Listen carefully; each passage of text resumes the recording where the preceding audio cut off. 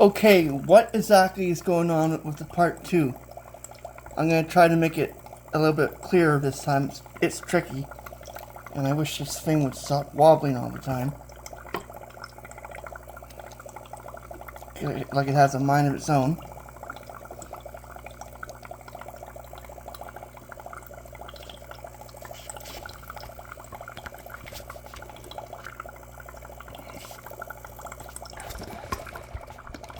I have to apologize. It has to be mounted properly or centered. Be patient. I will explain what's going on in just a few seconds. You see that? That's the reactor. And if you look at it from this angle, you can see that I have the copper, the electrode, and the zinc might be deteriorating.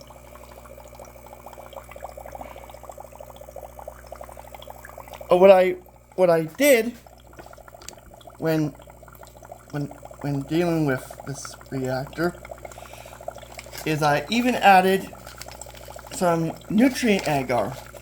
What exactly does nutrient agar do? Well, it helps bacteria grow faster, and it gives them the proper nutrients. And I've done this for broths before as a substitute, and it works quite well. But sadly, the real issue are the electrodes. This would work very well at generating some type of electricity if you had a proper zinc and copper electrodes. If I take off this thing, the sheet, and then we look at it a little bit more carefully,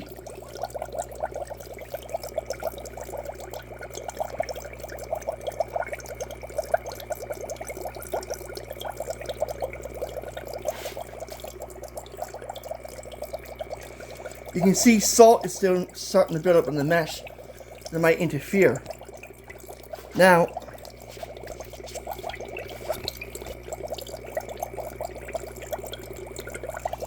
let's push this up. This is a little bit hard to see,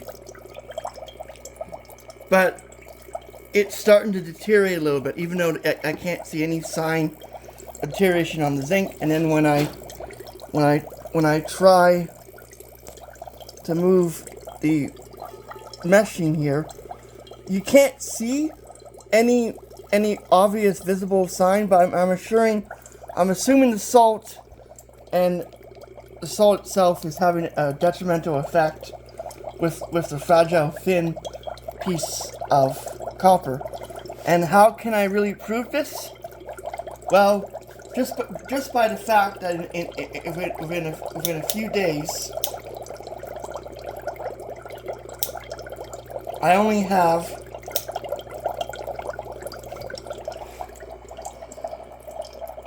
69 millivolts, which has dropped from 400 in a few days, and the current 4.9 microamps is basically nothing. That's telling me that the electrode structure is rapidly failing.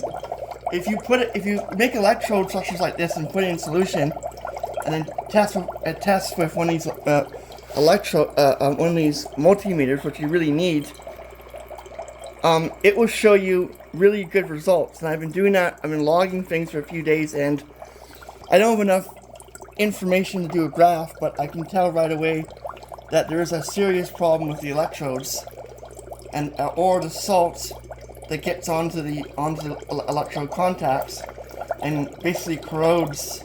Too high salt basically corrodes even with the filter. Now, why is this not an efficient process? This is not an efficient process because bioreactors and bacteria, salt water reactors only generate a few volts, and even when they do generate a few volts, within a few weeks they rapidly degrade and they're hard to scale up. Like if this battery was producing 500 millivolts of current, just voltage, let's say that was impressive, and it was giving us about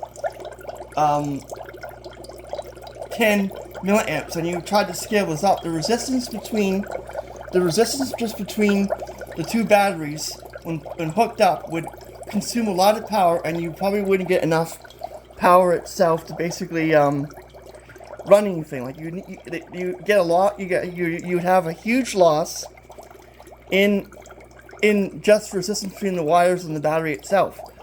This is always a major problem with any type of soil or any type of biobacteria. You're always going to have these issues.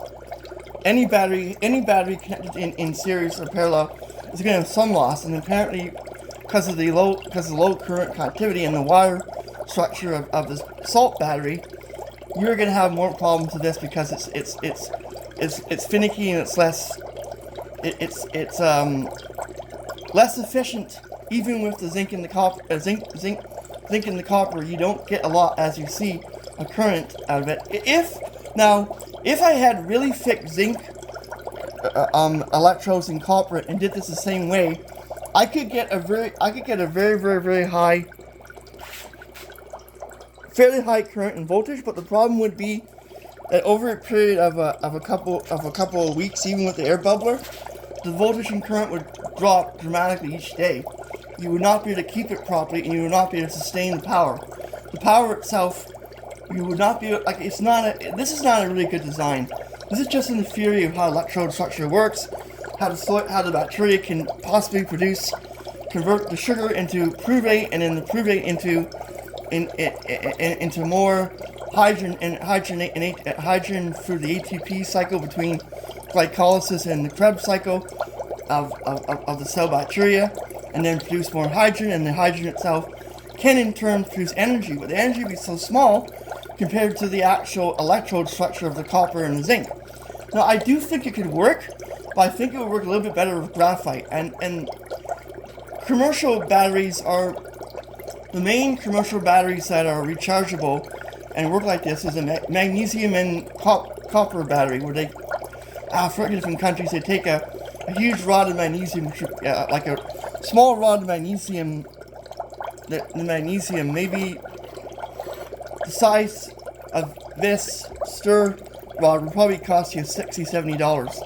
So magnesium pure in its form to get locally is really expensive, and not, for most people, it's not worth it to generate 4 or 5 volts if you're paying $50 on the minimal times 6. It's like $400 just to make a magnesium battery.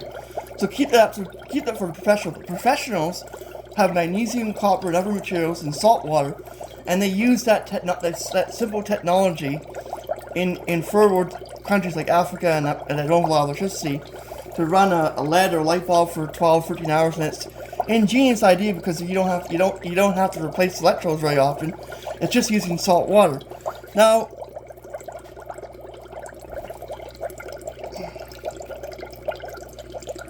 I'm gonna explain in theory, or try to explain what's going on, what is really going on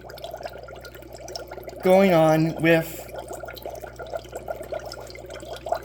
the cell.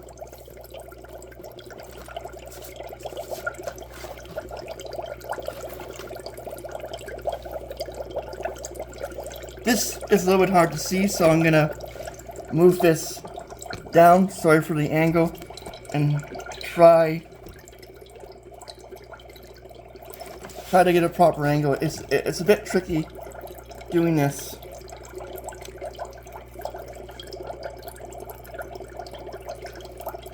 This chemical here at the beginning, this chemical here is glucose. The second chemical right here is hexokinase. With ATP and ADP, it converts into glucose 6-phosphate. The glucose 6-phosphate with glucose 6-phosphate isomerase produces fructose 6-phosphate right here. As you can see,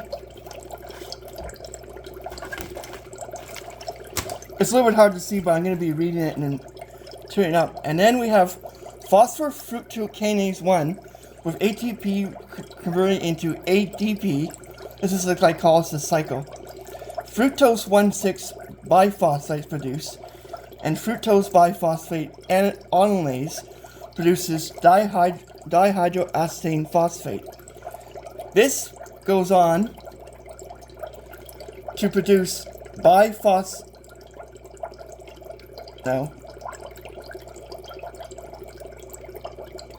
glyceraldehyde-free phosphate. That with another enzyme, triphosphate isomerase, produces glyceraldehyde-free phosphate, and the process goes on. It's quite complex, but when we get down, I'm going to skip a few steps, but we get down to glossophosphate. So it's intermediate between phosphorus, sugar, and aldehydes of the sugars that finally produces phenylphosphorupyruvate, which with ATP produces pyruvate. And the pyruvate molecule is fed into the Krebs cycle.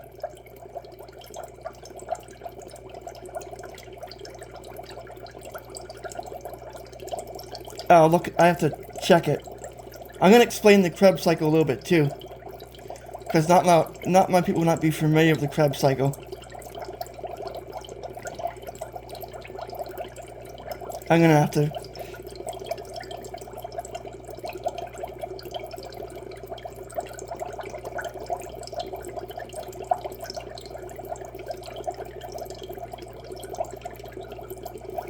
Oh, the citric acid cycle.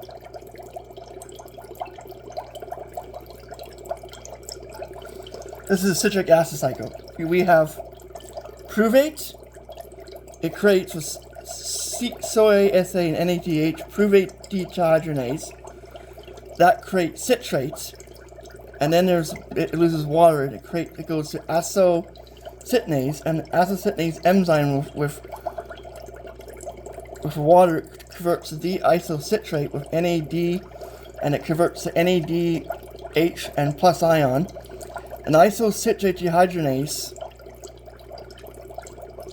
produces ketoglyceride, which produces cyclo-CA, and you have all these ATP cycles, and then you get scutinate, fumarate, malate, and then the whole cycle process continues. But this cycle produces about 90% of the power in the mitochondria of bacteria in humans, and animals is a little bit different. So it's about, I don't know exactly, but it's like 35 ATP cycles, and like the glycolysis cycle is not very efficient. It might produce maybe 2 or 3. I'll have to look it up more, but that's what's going on. And what is interesting, I'm going to have to also show glucose oxidase, because this is an important enzyme for metabolism, especially aerobic.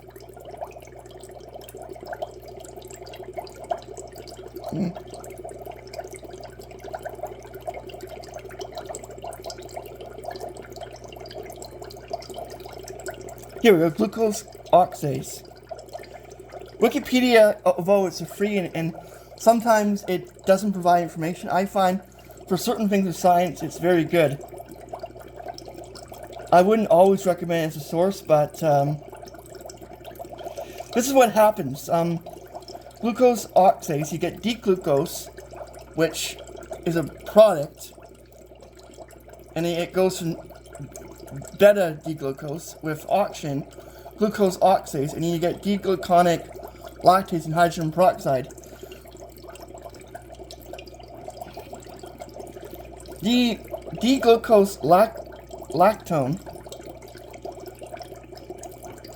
will continue to create different sugar molecule paths, and it will finally create a glucose phosphate product that will be fed into glycolysis.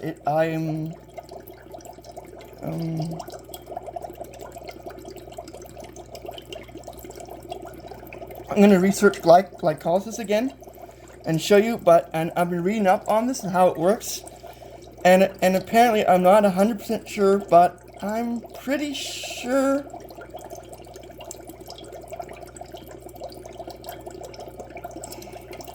you'd have to do a lot of research in Wikipedia and everything to know more about this, but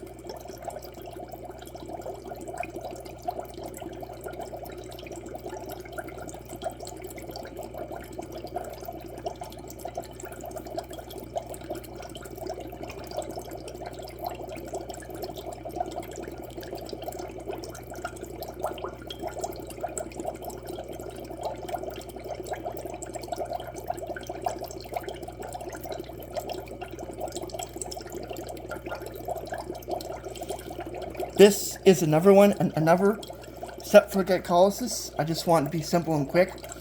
But they think that either the product from the glucose oxidase gets cycled into 6-GP or even intermediate between FGP, but I'm pretty sure it's 6-GP because it's a glucose oxidase cycle. So you're adding sugar. You are basically sorry about that. You are basically with potassium ferrocyanide, but I don't really know the mechanism behind it. But I know that it enhances the glucose oxidase cycle without being used up. So it's not a it's a catalyst, not a reactant. And another evidence is that if it was being used up, it would kill all the bacteria and probably break down into cyanide ions or cyanide complexes, which you can see. You don't see any weird color or any iron complexes being formed. You would see if potassium ferrocyanide was being broken down, you would see a rusty iron complex like iron chloride, and it would probably release cyanide fumes, which you would definitely notice it. It would be very dangerous if that could be done, and it would also do is it would cyanide solution, the iron might produce a weird pigment color too, but I'm not sure. I think it needs other materials, but it might have some weird pigment color to it too. So because of this, it's not an efficient cycle, but I explained through glycolysis, the Krebs cycle, and glucose oxidase cycle, how this theory works. And the theory is quite profound and tested on articles I read. The articles I read said that this theory probably works. And as a conclusion, the really hard thing is that this process is not very efficient, and even with bacteria and on the culture stuff, I'm not seeing any sign, any growth of bacteria is growing, and it's been about a few days, and I would probably smell something of the bacteria. So maybe the bacteria is not growing because it's too salty, I added too much ferrocyanide, or something else is interfering with the bacteria's design to grow. Now, I could get the bacteria to grow longer and for a longer period of time, but the voltage will keep on dropping. I don't think it's practical for me to change electrodes, do that all over again, when I just know within a few days the voltage and current will drop to the same readings, and I'd just be wasting time in that, which could be used in other things. So this is a very interesting project, despite the fact it's a failure and it didn't really work well. We know the process of how it works. We know how certain types of bacteria with oxygen, like if you have a gel, an agar, or with graphite or aluminum, and you use certain material, this process would probably be what it's producing. You can always go on Instructables on the they're not soil batteries, they're not bioreactors, they're like I don't know the name for them, but they're an agar salt bacteria battery with aluminum and graphite in between graphite sheets, or even two graphite sheets and aluminum and graphite sheets and the agar. I'm gonna put a link for the few Instructables to show you that process too, and how it might be. It probably has something to do with glycolysis, like the bacteria absorbing and breaking down, because you would need certain mediums to do that too. So I think, even though this doesn't work, it explains a lot about these types of bioreactors, even though they're not efficient, and how the theory is interesting, but it's very, very hard to scale them up. That's why I learned the hard way for all this stuff, and I've done this before and couldn't generate a lot of electricity, and it says it's very difficult. So this is just for the theory of how this works, and the theory and the application are different. So just by testing, I know this is a terrible idea to do this, but it's just for curiosity and how the science works.